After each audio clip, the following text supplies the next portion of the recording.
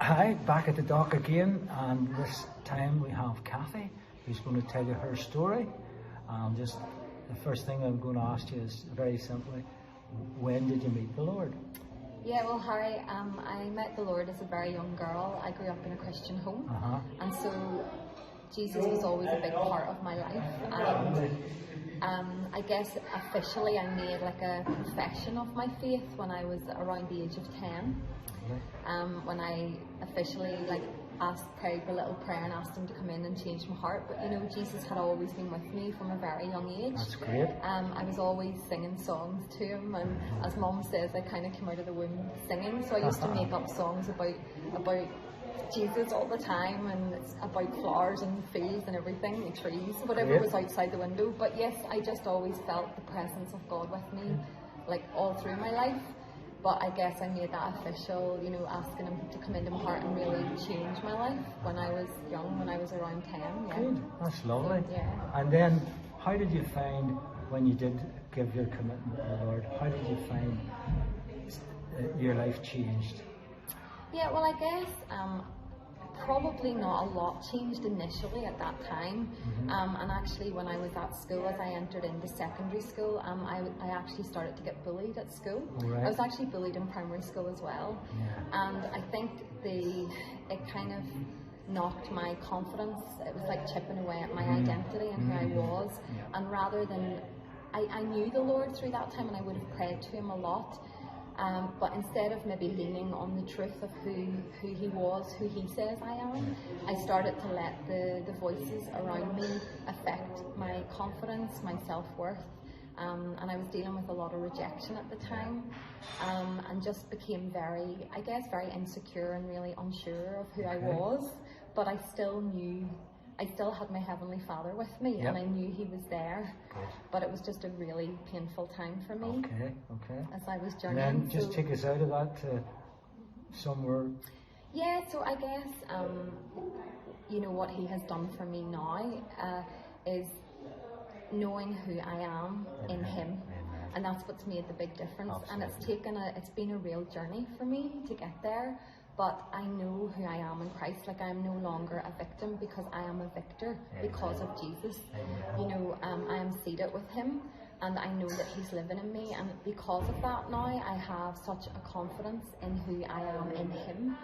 And it's more a personal relationship, yeah, isn't and it? it's a personal relationship. Yeah, of course it is. You know, he is my all in all, and he's my daddy, my heavenly daddy, and I love him, and he loves me. And I think it's knowing his love. Like, I had to go through a real healing process, because I was quite broken from things that had happened to me in my past, and it was through surrendering the broken pieces to him, and actually letting him come in and transform and change me. Lovely. That I felt that healing, and his love. It's his love really that touched the broken places in my heart. Beautiful. And that has transformed me into the person that I am today. And although I'm still on a journey, like, it is a continual journey with him, I have a lot still to learn, and I'm still growing in that. But I have such a freedom that I never used to have, to be who he's made me to be and not be afraid to be that person. Lovely. So that has been a big thing for me. I know you're a great worship leader, and that you love worshipping. I do. And you told me a wee story about the park, which is an interesting one. Maybe you could do that, and then you can go on to work. Yeah. So I teach singing, dance, and drama. I work with young people. I work with adult groups as well. But the Lord's always kind of used those creative gifts in me in many different ways. I've met lots of people through doing that, and I would also go into schools quite a lot and work with young people there.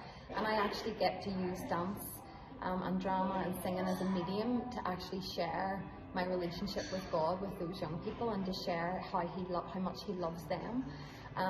But that's just through my everyday work and through my everyday life, which is wonderful. Which is really, it's really a part of what we do as a Christian. It's everyday things. Yeah. And God surprises us on a daily basis. That's so true. And you get so many opportunities just to talk with people, to pray with people. And I've had so many of the young people, you know, asking me a lot of questions about the Lord, and to pray with them or pray for them about something. And also with some adult groups that I work with, I've had such opportunity just they're maybe in a rough place in their life, and they know that you know the Lord, because they see it in you, and they just want you to pray with them or for them, and it gives them that sense of hope or that sense of peace maybe that they don't have.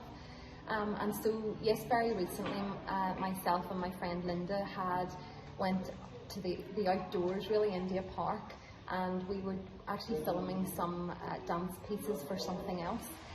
But during that experience, we just had a really great opportunity to witness to passers-by who were watching what we were doing. And we were on a park bench, and the only thing we had thought to do was really Linda says, I'm going to bring some flowers, and I says, well, I'm going to bring my flag, which is a peace flag, and let's just see what happens. And we put the music on, we sat on the park bench, and we literally didn't know what we were doing, but just started to move to the music. And it just really became a lovely piece of kind of connecting with a stranger in a park. And we actually had a young guy and his mother come over to us at the end and just said how moved they were by what we had done, and were asking questions like, what did it mean and what was it? And he had said it had really touched his heart, but he couldn't articulate in what way. But I know that was Jesus. I know that was the Father, God, just ministering to him. Well, the other thing is we've got a wee clip of Cathy in the park just to prove that she's not making all this up. And it actually did happen, because that's what we're about, testifying about Jesus in everyday life. And it's a part of our lives now. It's really, it's not like a specific thing that we're set out to do. It's just every day, what happens every day. And that's what he does. He just takes your life if you give it to him, and he just transforms it. You can't even imagine what he can do, because he can do more than you could ever think or imagine. And I think as well, something that I just absolutely remember as a young girl was there used to be a little song I used to sing, and it was and I, a child of the King, if I have you, then I have everything. Though the world might think that I am poor, I'm rich because I have you, Lord. And that's it. I have Jesus, and I am the richest person in this world.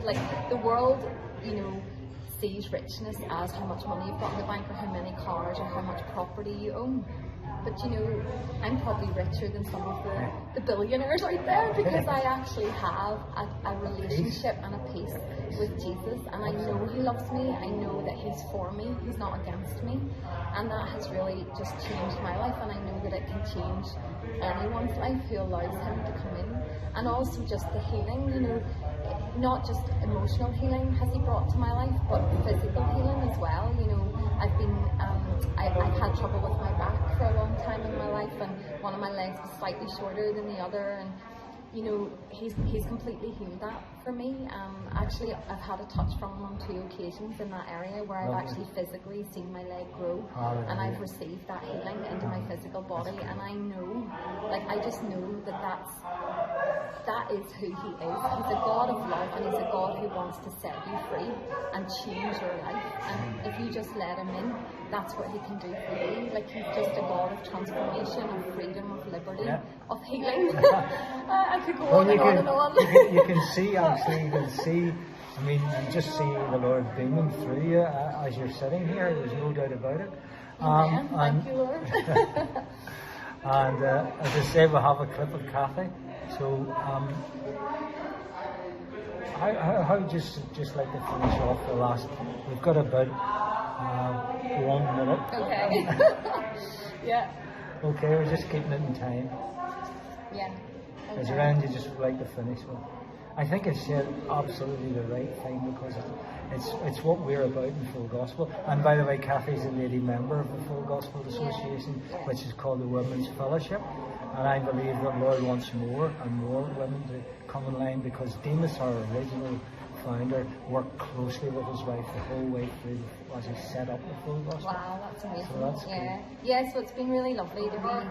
I've kind of been coming down to the Dot Cafe where we are today with Harry for about 2.5 years now, actually, and I've been part of the breakfast that he holds on Saturdays, and it's just been really beautiful to meet so many people and to be able to pray with people, and yeah, just get to know people, build relationships with people, and I guess that's a big part of just what I enjoy. Christian Yeah, work. what I enjoy doing, even in my daily work. You know, it is work, but it's also meeting different people, and it's saying, Lord, what do you want me to do today, or how can I minister to this person? And He just opens the doors, you know. And yeah, I'm just blessed. To I'm have just looking in here because of the there's time. Yeah, we need to stop So now. we'll have to say thanks, Cathy. Okay, thank That you was so much. fantastic. Yeah, I really enjoyed it. yeah, thank you, Harry. Bye.